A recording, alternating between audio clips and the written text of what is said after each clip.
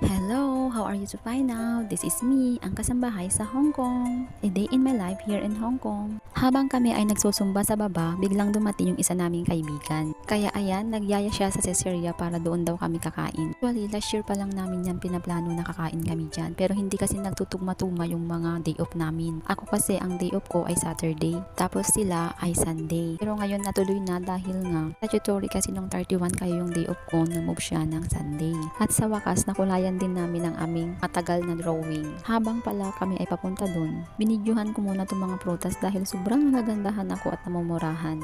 Yung tipong ang pre-fresh nila. Lagi kasi sila nagsisil dito ng mga prutas. Kaya minsan gustong gusto ko pumupunta dito. Wala lang, maglalakad-lakad lang ganon. Ayan, kumuha na pala sila ng number namin. At dahil tatlo lang naman kami, nasa B10 kami. At dahil B5 pa nga, nagyaya ang kaibigan ko na pumunta kami muna dito sa Living Plaza. Yung ang mumura ang mga benta nila dito. May mga nasa $12 mga presyo pag walang mga tag. Pero hindi naman tataas sa $50 ang mga presyo nila. Hinahanap namin yung jumping rope dahil yun ang gusto talaga ng aking kaibigan. Dahil yun yung gagawin niyang exercise. Habang siya naghahanap, ako naman ayan palakad-lakad at bumalik na ako sa kanya at wala siyang nahanap.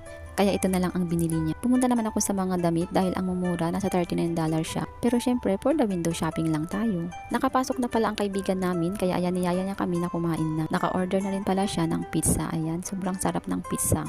At alam niyo ba ang mumura ng mga pagkain nila dito? Sobrang afford mo talaga. At huwag na huwag ka lang talaga magko-convert. Hay nako, hindi ka talaga makakakain pag ganun. At maraming salamat pala sa dalawa kong kaibigan na sobrang bait. At sunod-sunod na pala dumating ang mga order namin. Alam niyo ba yung soft drinks nila dito, unlimited siya.